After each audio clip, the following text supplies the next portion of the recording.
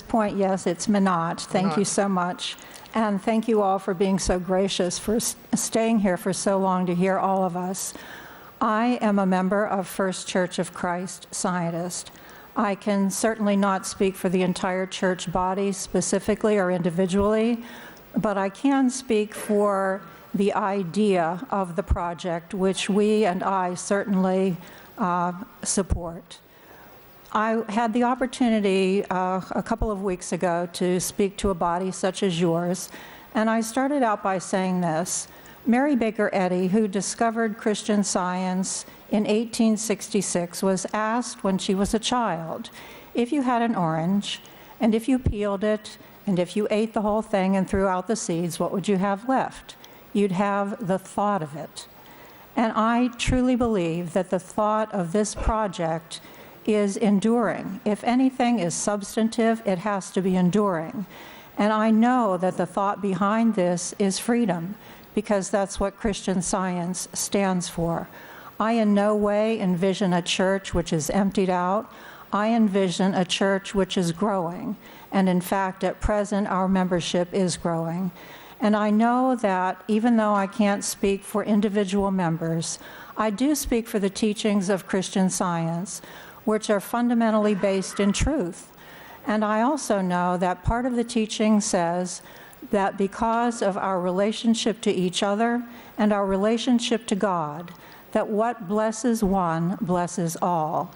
And there would be no way that I would be standing before you today if I thought that this particular idea and the substance of the idea of being a beacon of hope and freedom and opportunity, growing upward with a light symbolizing it, I would in no way be standing here before you and strongly, strongly recommending that you approve this if I ever thought for one instant that this project would not bless the community. From the beginning, I've seen this project as not just some of you may think that 15 years is short-term. Some of you may think that 15 years is long-term. I see long-term as a vision that goes way out into the future beyond what any of us will be present to see, even beyond what children and grandchildren will be present to see, because the thought of freedom, which we all inherently want and certainly express to some degree or another, is what's behind this.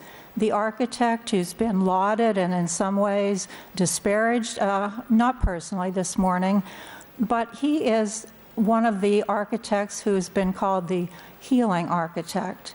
And I did live in New York City for a while, and I watched the Freedom Tower, and I see what it represents for the world. I think that West Palm Beach can be a beacon light of freedom, attracting more than just jobs and affecting more than just traffic.